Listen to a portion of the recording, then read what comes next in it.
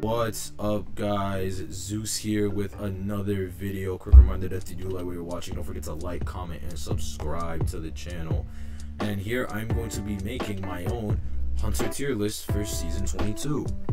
Now, just a reminder that this is all my opinion. This doesn't need to be your exact tier list. This is just how I feel, and I give my reasoning behind all of these hunters.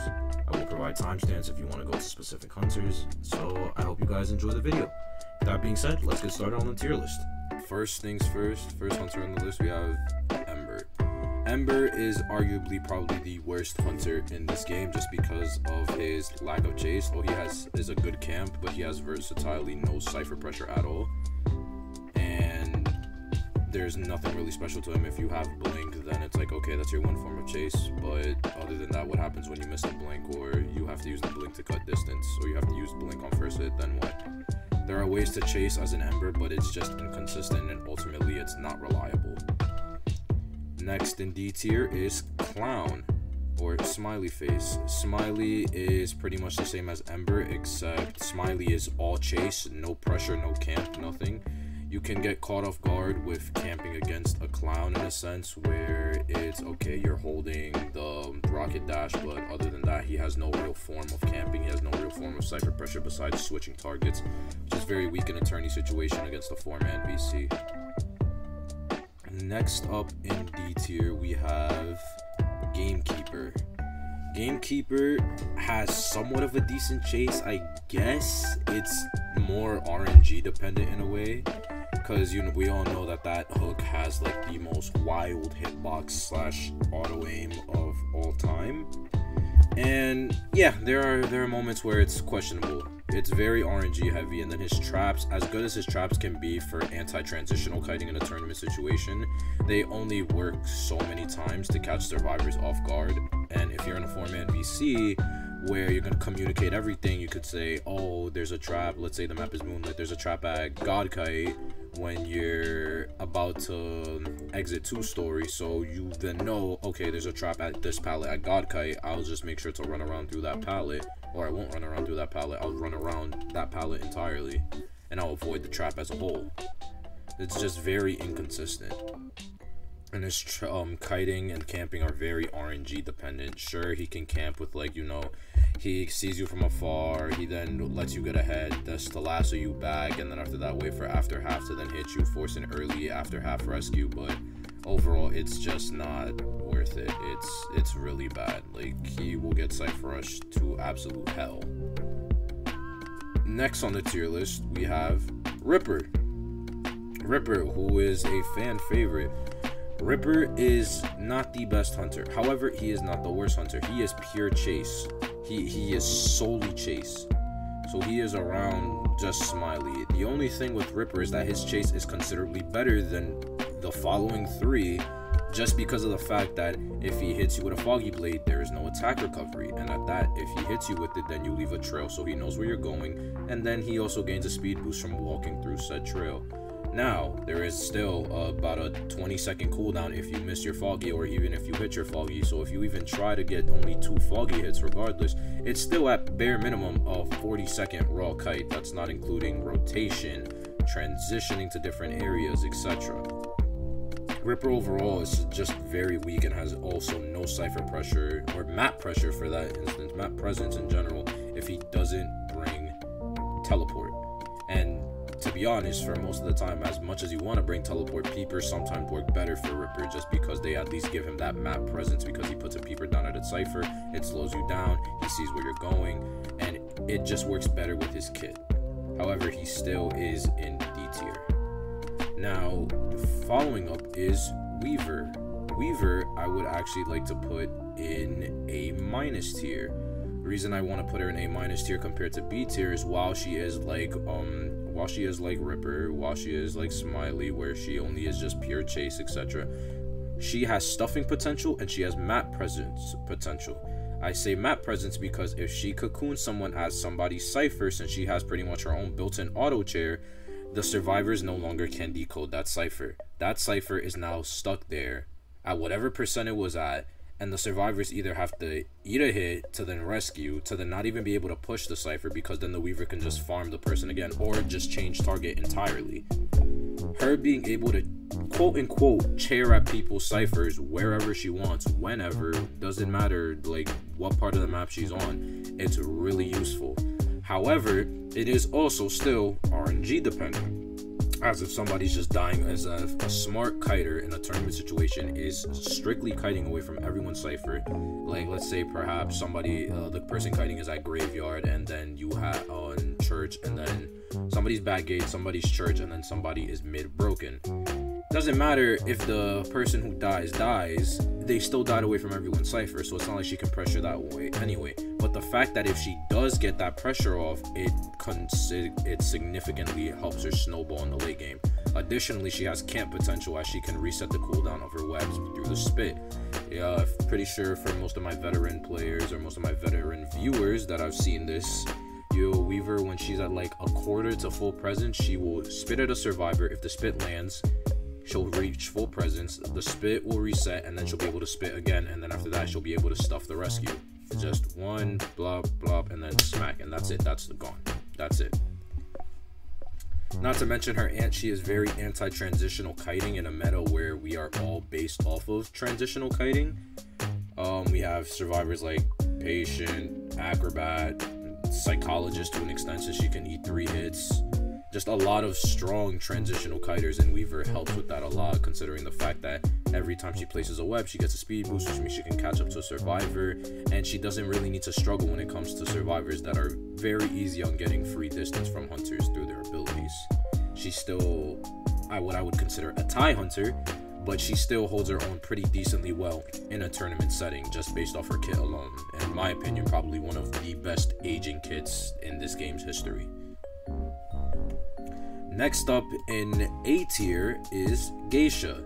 Now, Geisha is a very memed on hunter, because in the early seasons when it was literally just like, oh, okay, you just tap a button while she's kiting and then she can't do anything. Yeah, there's been a rework with her for her butterflies, which now she can actually control where her dashes are going to an extent. It's not solely based off where the survivor's position is, and that does help her. But what makes her meta in this specific meta is because the meta is transitional kiting. Geisha's kit is solely transitional kiting, or anti-transitional kiting, I should say. My mistake. Her kit is solely anti-transitional kiting. So that means against survivors like Merchant, Patient, Psychologist, Seer, etc. Forward, Batter. She can just dash towards them. If they try and get dish into forward footballs, you just let them play out the football, or you butterfly them, and then once they stop the football, snap it. That's it. You just dash right toward them. Patient hooks, oh, okay, just look at where they're going, dash to meet them up at the end point of the hook. Merchant is flying on her catapult, literally just watch her and then meet her at where she's gonna go. And then after that, you can, if you're too far behind, you can even just dash to catch up. So that way, then by the time she gets down, you can give a hit, unless she like gets in a strong area. Geisha's kit overall is just very suited to this meta. Not to mention, she can also provide a decent amount of map pressure, considering the fact that if there are maps like Moonlit where she can go through most of the objects since they are small and not tall walls, she can easily travel across the map fast and pressure ciphers. We've seen this in IVL, we've seen this in IVT, we've even seen this in ICL, where a bunch of different geishas, they're able to exert map pressure on maps like Moonlit River Park, Ever Sleeping, in which they just go, they use their, they fly up in the air, and then after that, they dash over to the ciphers. And then from there, they just run back and forth, back and forth, back and forth. Additionally, there are also builds like Abnormal Geisha, which help with that as well, where if you're not confident in chase or you want to solely maximize on that map pressure, you can simply just chase somebody, get it down, and then after that, before chairing, you go towards the closest cipher and abnormal the cipher to revert the decode progress. And why does this work so well with Geisha? Because her kit is anti-transitional kiting, which means she's not taking that much time to go back and forth between the ciphers, and she doesn't need to risk on the survivor getting healed or self-healing. She literally just butterflies to the cipher, abnormal, and then by the time the abnormal animation is done, she literally just can butterfly back already. She's a very solid hunter for this meta, which makes her good, and especially in a tournament setting where most of the good kiters are transitional kiters, she works very well against them. That does not change the fact, though, that she still gets countered easily by certain characters like Acrobat, or patient to an extent, depending on where you are. Now, our first B tier selection is going to be Feaster. Feaster is a case of falling from grace. Feaster at a point was good in the early seasons. Like, I remember when Feaster first got his original buff, he was absurdly broken. He was arguably probably one of the best hunters in the game. Now, Feaster's in an odd point. Feaster still has stuffing potential. Feaster has anti-tight kite potential, anti-transitional kite potential, as with his tentacles, he can place them to cut off survivors' roots.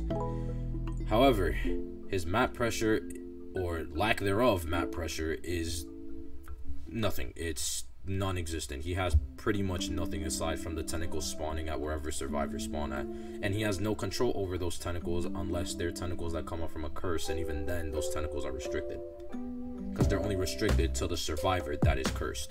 So it's not like you can hit all tentacles spontaneously if they're cursed tentacles. It's a very gimmicky hunter. His camp, I would say, is arguably good just because of the fact of, let's say, you know, your average Feaster build with like Max Berserker, Peeper or something. You put the Peeper down, you put a tentacle on the chair, you smack, and then you get the tentacle down, and then after that you stuff a rescue, and then it just snowballs into you stuffing more and more because now you have the presence to spawn tentacles faster and your recovery rate is faster. But Feaster still easily gets Cypher Rush, and because of the fact Feaster's like main build is no tinnitus, it's very easy for you to get rotated until your tentacle stops placing. And even then, in a tournament situation, from what we've seen that's happened to Feasters easily get kited by the transitional kiters. Like I said, we're in a transitional kite meta. If you're a patient being chased by a Feaster, the second he's trying to place a tentacle, break line of sight with a hook and just beep boop. You're an acrobat, you need to get out of a tough situation because there's a tentacle blocking your way, just jump over like a small wall or something or through a window, and then that Feaster can't do anything. The only real redeeming qualities of Feaster are just like that huge, and I mean like huge, fucking attack, that attack hitbox. But other than that, there's really nothing else there for him. Next hunter in B tier is going to be Wu Chang. Wu Chang is in B tier solely because of the fact is that his hunting playstyle is relied on survivors not being on 4-man VC, and in tournament you're only going to be in 4-man VC. So if you're going up against the Wu Chang and you know key spawns, etc., oh, Wu Chang's on me, Wu Chang's on me, oh no, Wu Chang's heading to mid broken now. So by the time the Wu Chang even heads to mid broken, the survivors have already rotated away from mid broken, and that survivor's probably near back broken or in church, etc. Wu Chang though has very good map pressure, as you know, he's able to teleport across the map every couple, it's like 20-25 seconds. Every 25 seconds he has a teleport, he can Nirvana. And if you bring peepers, that allows you to gather information so you know where the survivors are rotating. Or you can bring the DX build where you're playing hyper aggressive Wu Chang, where you have insolence, detention, and blink because you want to play for a tie. And then as well, Wu Chang has a good endgame. His endgame is very fucking strong, although it was nerfed, so it's not as strong as it was before. But his endgame can snowball very hard, especially from switching from white to black, white to black. If he catches you at a gate at black, you're dead. Like, I don't know what to tell you. There's nothing you can do. However, that's unrealistic in a tournament situation since you're always going to be communicating everything all the time. There is no way in hell, unless the Wu Chang is God tier, and I'm talking DX God tier, you're going to pull up with Wu Chang in a tournament, and you're going to be able to successfully pull out a 4K. Wu Chang also struggles hardcore in the early game, as he has no chase, which is why I mentioned the Insolence, Detention, Blink build, because it helps you build up that presence. Wu Chang, his early game just kills him so much because it's very easy to kite him. It's literally as simple as what is if you were kiting an Ember. It's literally just kiting an Ember. You just drop pallets and run. You get your speed boost, vault window. Now that flywheel's a thing, if you want to flywheel out of a bell, out of a hit, you just flywheel, gets a window, etc. His early game is just what neuters him, along with the fact that he's a communication-based hunter. If the team doesn't communicate, then he snowballs, he wins. But if the team communicates, then no, he's losing, or tying at best. Now, everyone's pretty boy favorite, Joseph. Now, the reason I'm not putting Joseph in C tier is because, depressingly enough, we have seen Joseph in tournament once, and He can be somewhat effective, I guess, but the main reason I'm putting him in C tier above Ripper, Gamekeeper, Clown, and Ember is because of the fact that he actually pressures ciphers with cameras. It's shitty pressure because it's just a matter of, oh, if the camera spawned next to the cipher, then what of it? But it's also the fact that he halves the cipher progress of whatever was there.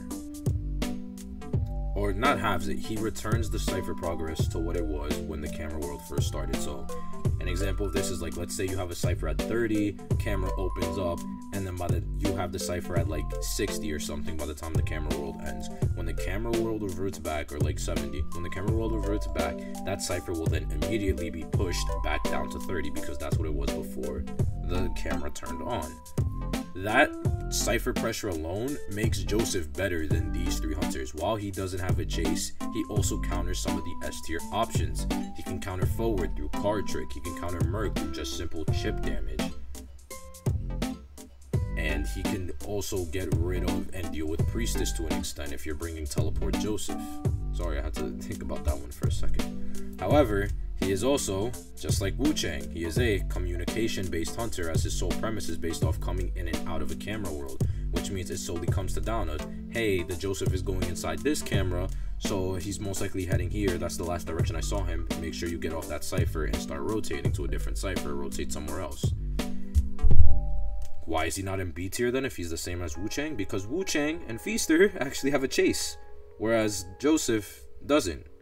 Joseph kind of just exists, and if you don't have blink, then you kind of need to pray to God that the survivors made mistakes, or you like are some 300 million IQ Joseph player.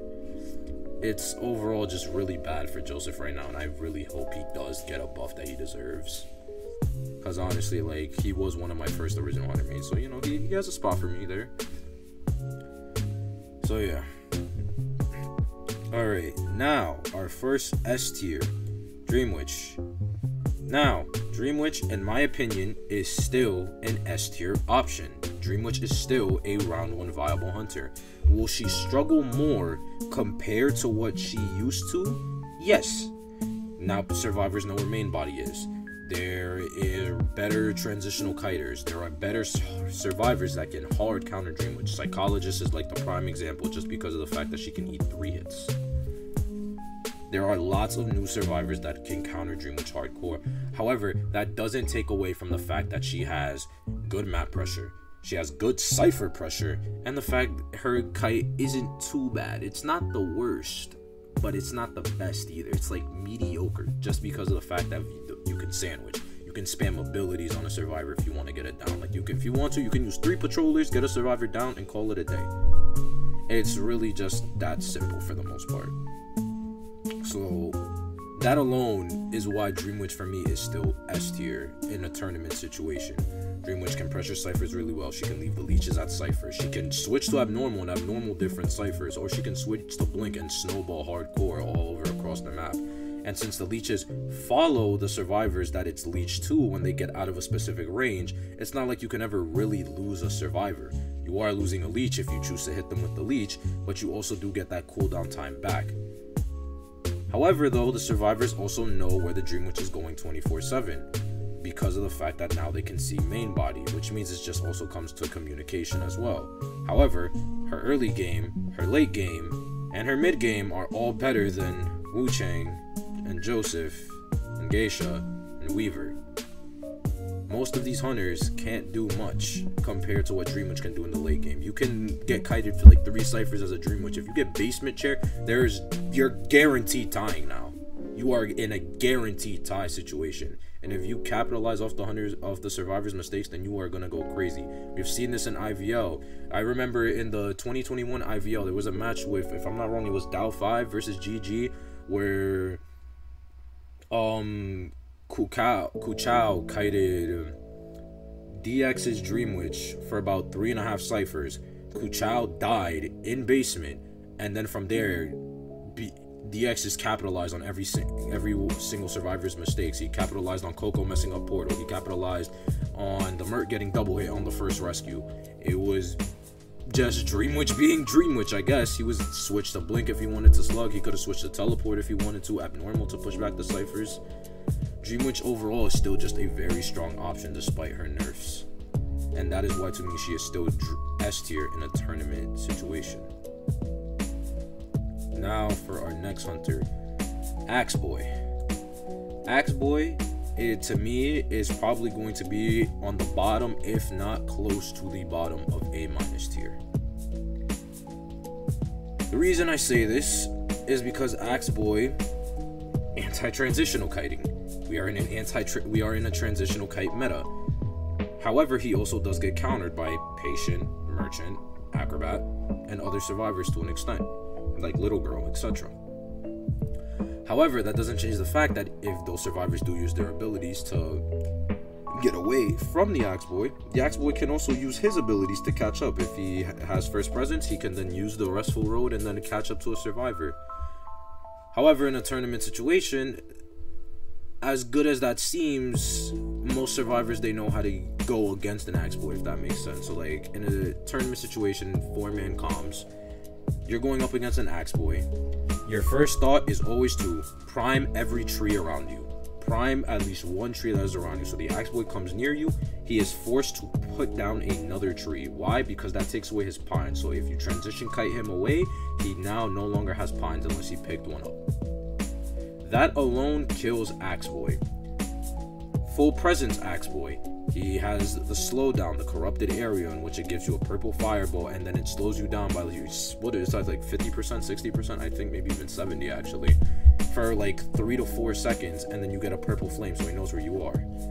If you prime and pop a tree while the Axe Boy is full presence, and he's coming to you, you have 30 seconds in which you can unwarranted cross through whatever trees you want without getting a corrupted area. However, the second you cross one corrupted area, that cooldown instantly goes down to 0, and now you no longer have it. So you get a free pass for 30 seconds. You have a 30-second limit to cross whatever corrupted area you want to transition kite into wherever you want. It doesn't give the purple fireball, doesn't give anything. You don't get corrupted area, nada. And Axe Boy as well has a very strong camp. Not strong camp, but he has a decent camp. With the fireballs, being able to slow down survivors, being able to increase his own attack recovery through the use of the restful roads. He is a strong hunter, but he's also can be bullied hard, especially through kiting, through harassment midway through kites. Which is why to me, Axe Boy is in the A- tier, or close to the bottom of A- tier, closing at B tier. Next up, we have Lizard. Lizard in a tournament situation is not the best. Lizard has good kite, he can gimmick through. He has, though, no cipher pressure, and he has bare minimum camp, which is literally only why he's above these people. I'd honestly maybe even put, if we're gonna just adjust the list real quick, I'd probably put like Ember just above Clown, and that's it. Just because of the fact that he has camp and Clown has nothing besides chase. Either or they're interchangeable. Lizard, though, I put him in C tier, and the reason why is because Lizard's chase is finicky. Because all it really takes is for a good survivor comm to literally just look or predict where the lizard is gonna jump. Lizards jump in patterns. If you are at a window, that lizard is probably going to try and jump through the window. If you are at a pallet, that lizard is probably going to try and jump over the pallet. And in a 4-man VC as well, lizard could get rotated very hard. Lizard gets spawned at, let's say he spawned at Fake Gate. He spawned was at corner house. The survivors now know where to go, where to avoid, and what to do against them. Okay, so hunters at Fake Gate, we just counter rotate around back to Fake Gate to do Fake Gate cipher. Whoever's at corner house, you just loop corner house, and lizard can almost do jack shit, especially without presence. He can bring peepers to help him, but for the most part, he can only really just jump, and that's about it. That's all he has if he wants to survive an early game kite with peepers, just his jumping. And that doesn't begin to include support, that doesn't include Cypher Rush. His map pressure is non-existent unless it's peepers, and even then it's minimal. His anti-transitional kiting is decent because of the fact that he can jump, but it's not that good compared to like Wu Chang or Axe Boy or Weaver. honestly though, since it's anti, I'm gonna switch it up. I'm gonna put Lizard in B tier because we are anti-transition, okay? However, his map pressure is lacking, and there is nothing there. No, it's just not it. BQ, you are going to be put right here in A tier. Blood Queen, heavily memed upon. BQ, no otherwise known as the Tie Queen. I'm putting BQ in A tier. The reason why is because virtually nothing about BQ's kit has changed aside for her cooldowns. She's still pretty much the exact same hunter she was on release, aside from like minor adjustments. Those adjustments do kill though, as they took route from the queen of the game to A tier. The reason I say she's A tier is because anti-transitional kiting, map pressure. She has no camp. Like, let's get that straight out. She has no camp. I don't care about the little like, oh, I can find someone early with wanted order. I hit him with a mirror, prevent the rescue, or I hit him and then I mirror back to the chair. That is very situational. That's very finicky. That is not a consistent way of camping. BQ thrives with map pressure. She thrives in chase because of the simple fact that that fucking mirror just goes through walls. That thing literally just like, hi, it just jump scares you out of nowhere.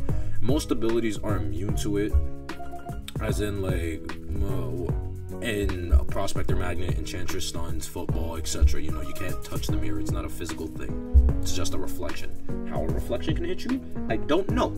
I honestly don't know.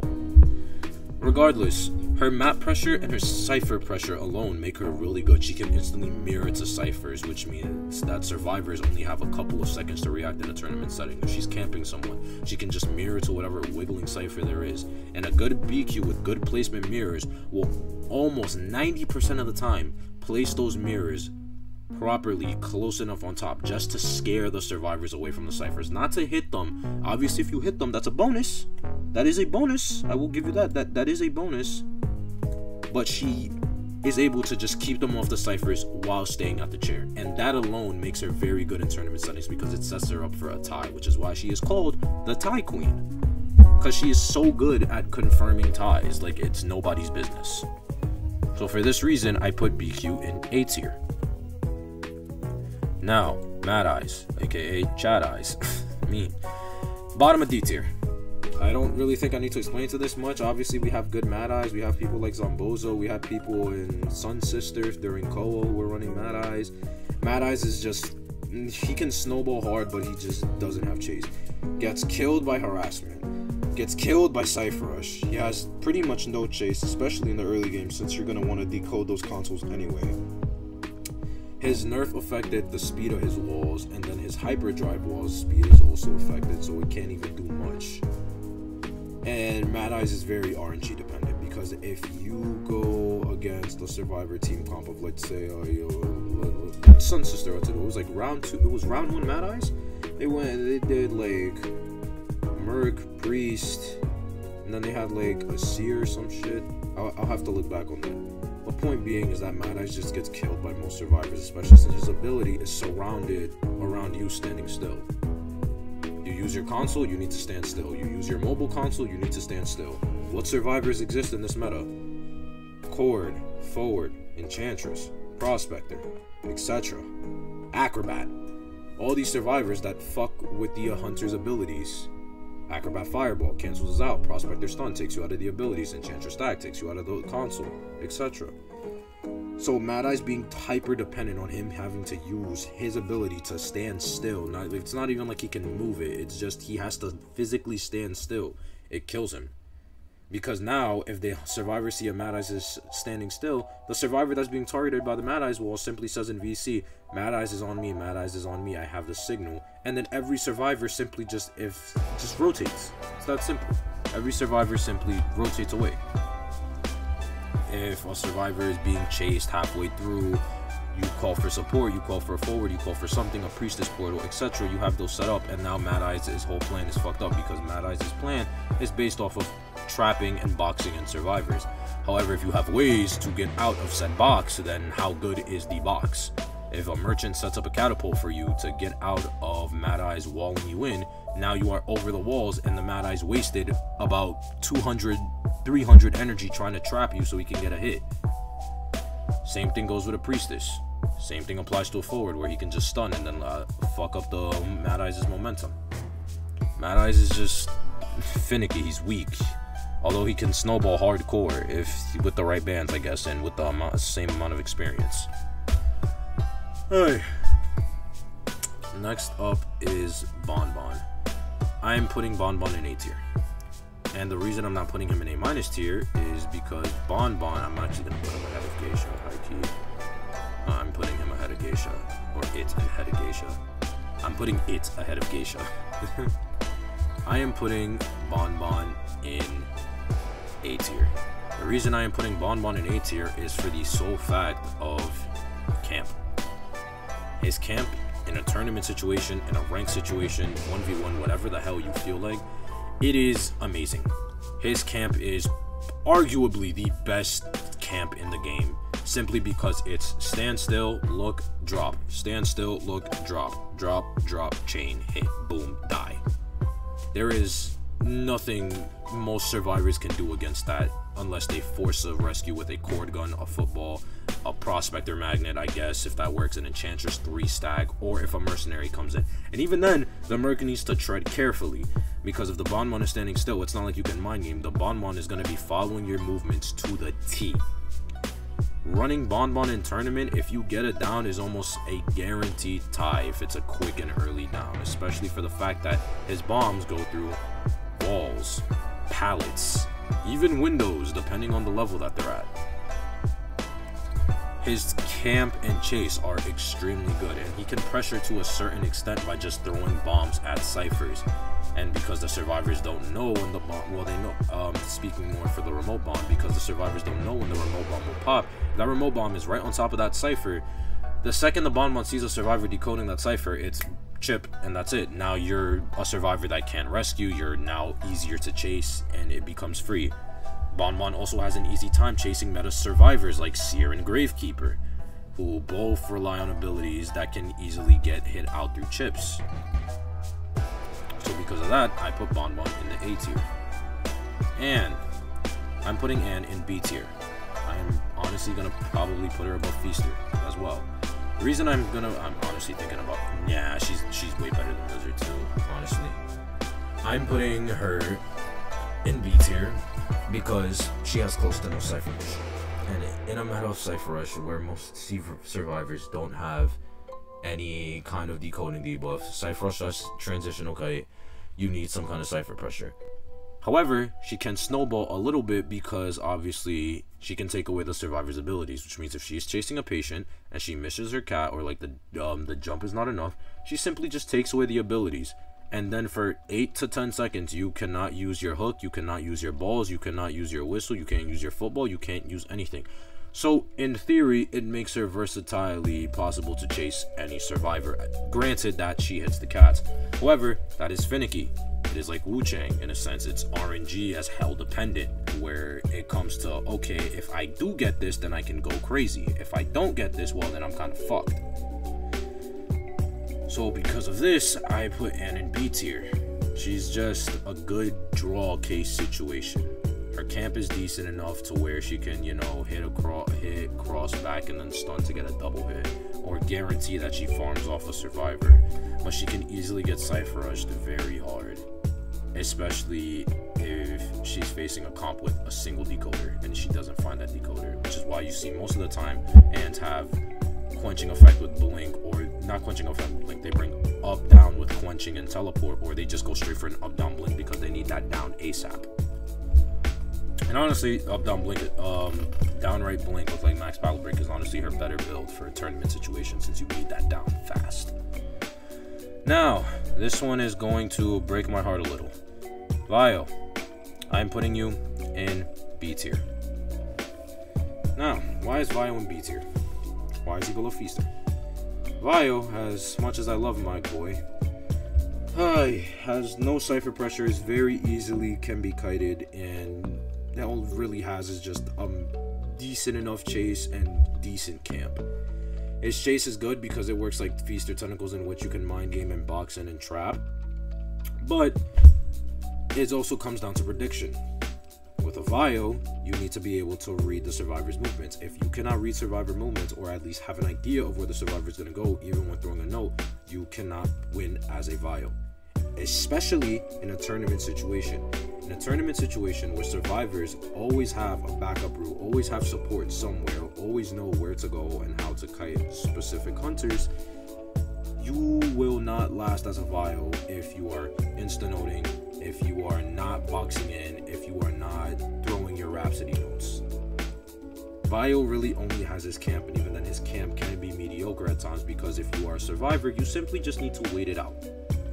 All you need to do is just wait it out. You just wait out the line. Like, you don't even need to like go in for the chair unless you're like coming in for like a perfect 55. I don't know why you would, but if you're coming in at around 20 to 25% of the chair, you legit just wait out the note. If he's throwing it at the chair or trying to throw it at you, you back off, let the 7 seconds pass by, and then he's put on cooldown, and then from there you can force the rescue, force him to hit you with a normal, and then that's it.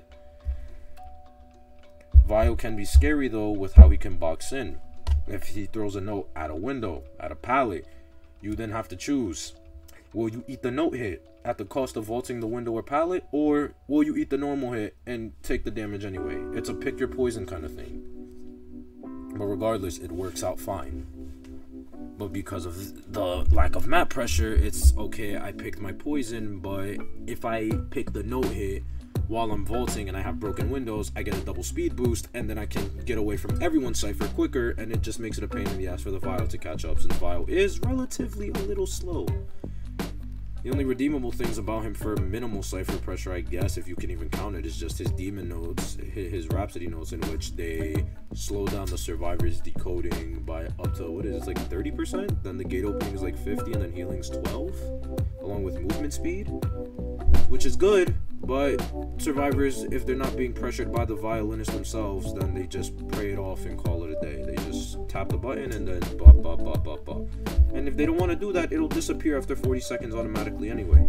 Honestly, I really want Vio to get a buff. He really is my guy. Like, this is just depressing.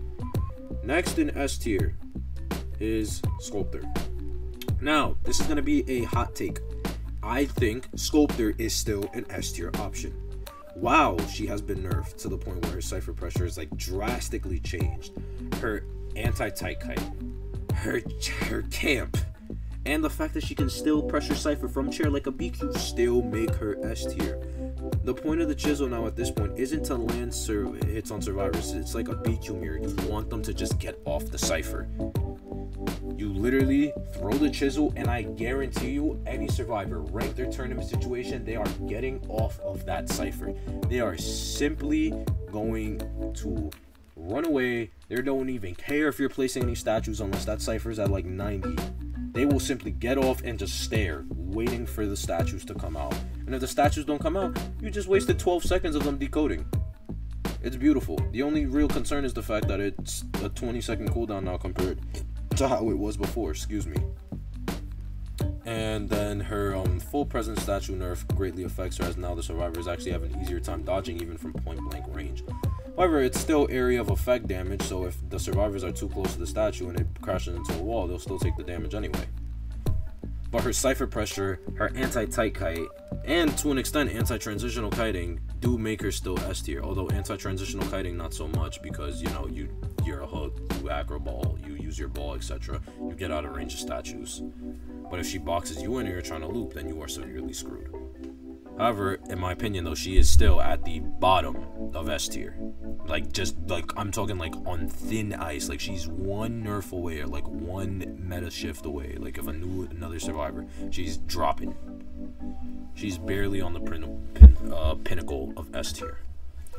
Next up, we have everyone's favorite hunter, Percy, Undead. I'm putting Undead in C tier solely because of the fact that his chase, and to an extent his, I guess you call it, camp Cypher pressure, is decent.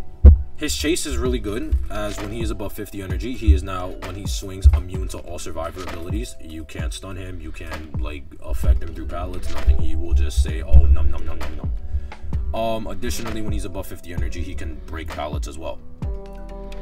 However, tournament wise, he is way too risky. because he cannot chair. We have seen it time and time again where Percy's play in ranked in tournament. Survivor is dead and they just crawl out the fucking gate, or they crawl into that goddamn dungeon. That is just, no, that's just too bad. Ignoring the fact that he can easily be rotated to an extent because his dashes only go so far and he has to wait time for the dashes, and then that doesn't include as well overload, which takes away his abilities. Just the fact that him not being able to chair, it honestly just makes him horrible. Not horrible, but it really kills him. Like, if Percy could chair, like, this is Percy without chair, this is Percy with chair. Like, do we see, in my opinion, this is Percy without chair, this is Percy with chair. If Percy could chair, I genuinely feel that Percy could be a meta hunter that we would see a lot in tournaments, because anti-transitional kiting. You're a patient, you kiting a Percy? Oh, don't worry, he just needs to dash, and then whatever distance you made means jack shit, unless you're like at a wall or something. You're a merchant, he dashes. You're on tram, he dashes. And even in a 4-man VC, you can't outspeed the hunter. You can always say, oh, he's leaving. But like a wheel, he will outspeed you, and he will reach there by the time the comms even go through, for the most part. And the fact that he's not allowed to chair really kills him, because not being able to chair a survivor means most of the time no pressure, because if you kill a survivor at another survivor cipher, sure, you leave the cipher, but the survivor can easily just crawl away. And then his quote-unquote camp, which is just a Percy, you know, standing there until the survivors bleed out, isn't even that reliable, because a survivor can simply just come in, force you to hit them, unless you're just going to stand there and let them heal the survivor again, and then just get the heal off anyway. So overall, Percy, in my opinion, is a C-tier hunter, just barely above these people, just barely above these guys.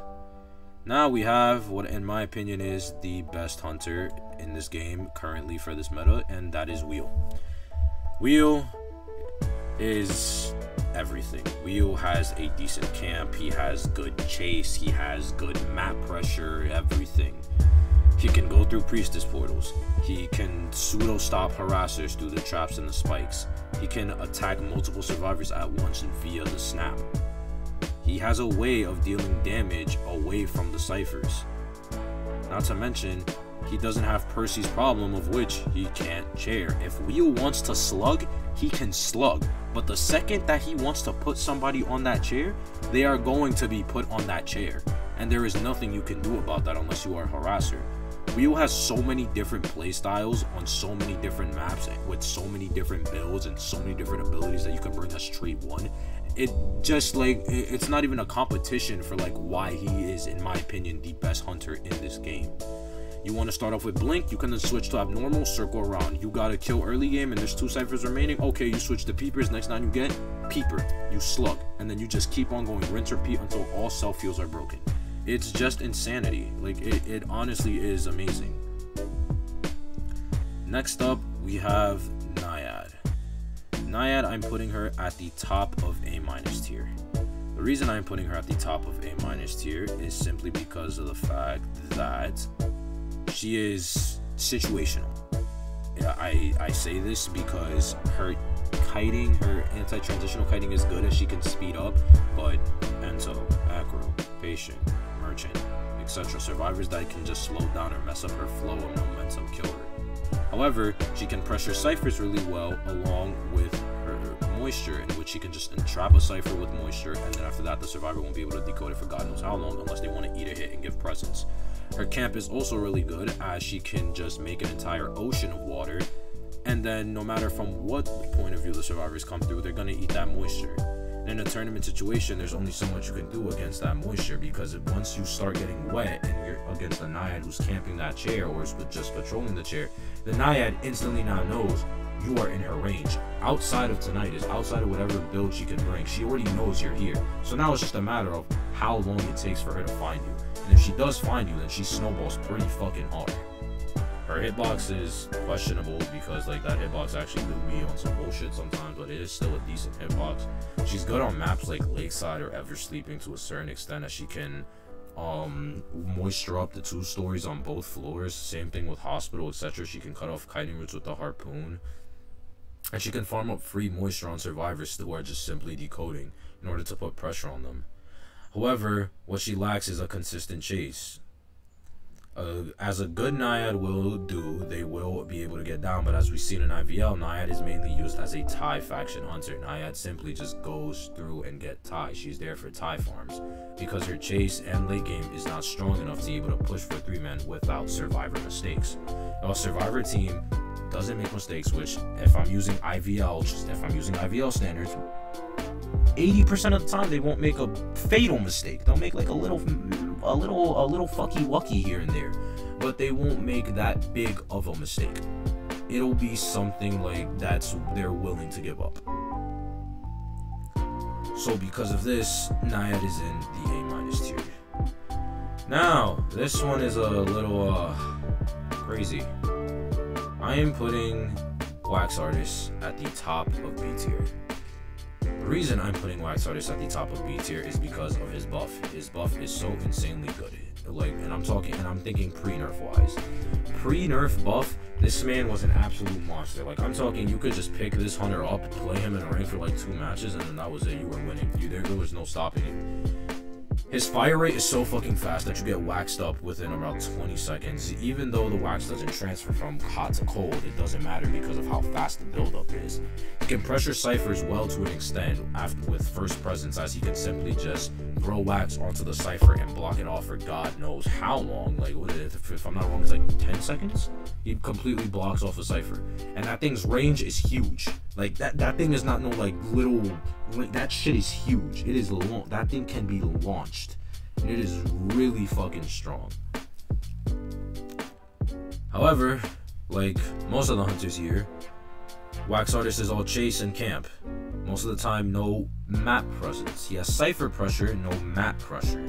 Which means, you know key spawns, tournament VC, you know the drill. You get rotated, you find a survivor you don't want to chase because they're going to allow the strongest survivor to stay in place while they let the weaker survivors rotate around so they don't get found. Next up is Nightmare. Nightmare, I am putting him at the top of C tier. The reason I'm putting him at the top of C tier is because I value map pressure and cipher pressure more in a hunter, which is, as you can see, via the order of my picks for the most part. Actually, I'm gonna just, yeah, there we go. That's a little more accurate. That's better. I value map pressure and cipher pressure way more in most hunters compared to others. Some might value chase, or like maybe some might put Sculptor as their number 1 or Bond at the top, etc. I value more map pressure. So the reason Nightmare is not down here eating shit and he's up here eating shit is because of the fact of those crows. Those crows work wonders for a Nightmare, considering the fact that they tell you where the survivor is for 20 seconds. So that means you have peep. You pretty much have a walking peeper. And if the survivor chooses to decode a cipher, they have a 10% decode debuff. While it's not much, it's still something. There's still something that's declining the progress of the ciphers. Not to mention, those crows can stay up for like 40 seconds. You throw a crow at one cipher, it stays there for 20 seconds. However, if a survivor comes and pick it up, it'll stay there then for another 20 seconds. So those crows really work well for him. As well, he can teleport to said crows. So if you're at first presence, even in a 4-man VC, as like shit as it sounds, because we all know his chase sucks absolute dick, which is why he's down here, because his chase is so fucking god awful. And I say this as an ex-S badge Nightmare. His chase is just so god awful, but his map pressures what makes him decent. You throw a crow at a decoding cipher, whoever's there, if you want to chase them, tap a button. They have the crow. They're not going to be able to do much against it. You're gonna spawn like 5 feet away from them, depending on the area they're in. However, you can get fucked depending on where they are. Like if a survivor's at factory, if a survivor's in hospital, you know, it's really sad. Like it's good. Like the map pressure and the cipher pressure is good. It's there because it scares the survivors. But it doesn't do much if you can't get it down, which is why my issue is the same thing with Joseph. And my issue is the same thing with Wu Chain to an extent. Feaster, Vio, you have all these things that can help you. It's like pseudo map pressure or camp, but it doesn't matter if you won't get a survivor down in a 4-man VC situation. The only last thing I can think of is just he can throw crows at gates. which can snowball hard, but requires also on what your ability is, whether you're a teleport nightmare or a blink nightmare. Now, my final and last judgment, Miss Kagan. I am actually going to put you right here at B tier. Except I'm going to put you right up here. Now, Clerk is a new hunter. Clerk, we all know she's gimmicky. She can do some funky shit. She has a funny hitbox, you know. She got big hoinka boinkas, you know, etc. She's somewhat of a favorite, especially in China. Clerk has amazing cipher pressure. She has amazing map pressure. She can from the beginning of the game, she can instantly find someone with just a flick of the wrist. She can just be like, oh, okay, you're there. I know where you are now. And that's it. We've seen this in IVT. We saw Fusion versus B4U, how Muxin was pretty much able to prevent Paul from popping that final cipher in Hotel by literally just looking back, recording him, and then the second he touched the cipher, just denying the recording and then setting back the progress.